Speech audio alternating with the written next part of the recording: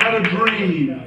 I wanted to race in the last great race. It's a 1,200-mile dog sled race from Anchorage, Alaska to Nome, through the worst weather Mother Nature can throw at you and the most beautiful country made by God, and it's a race they call the IDITAROD.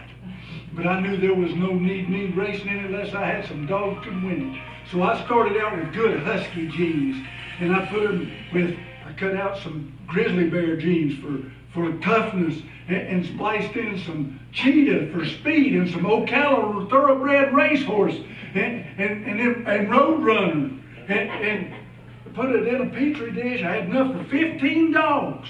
But Snooky Remus Copeland III, that's my dog, he'd be the lead dog, and I put him in a petri dish and I put it in the oven at low bake.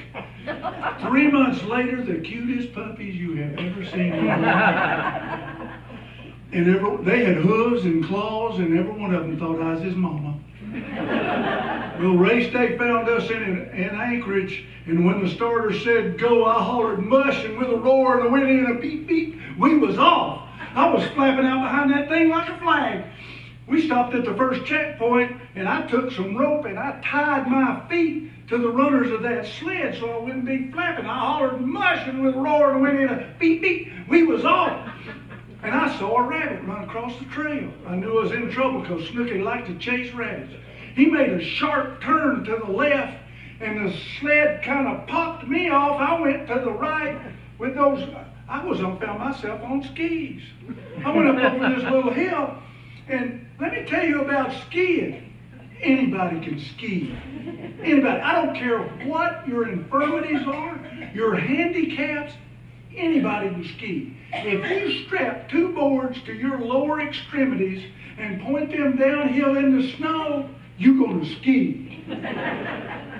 I never had no lessons, because I know in lessons they don't teach you to ski. They teach you to stop skiing. I didn't know how to stop. I'm going down this hill. I pass this guy in this skin-tight suit. I pass him like he's backing up.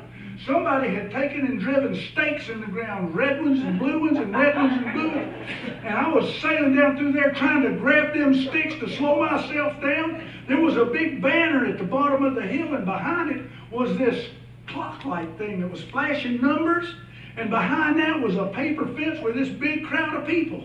I come down up. When I went under that banner, it says world record, world record. I still don't know what that means, but I crashed through that paper fence.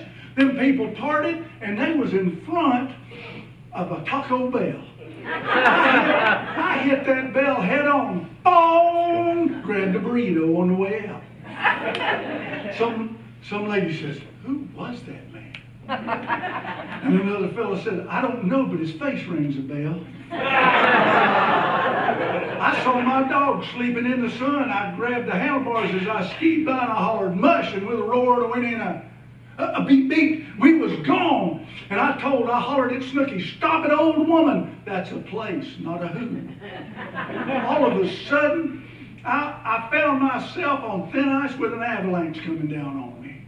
That's my 2 swing dogs, Avalanche and Thin Ice. I got the dogs all entangled off of me, and me untangled off the dogs, and we was at Old Winter.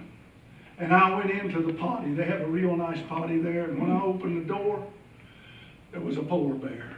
Well, them dogs took off in 15 different directions. The only one that stayed with me was Snooky. He helped me chase the bear off, because he was a bear dog. He chased the bear off. But me and him had to go all the way to Nome, just me and him in that sled. And it was a rough trip. And cold, without no pants on. Oh, didn't I tell you I wasn't wearing pants?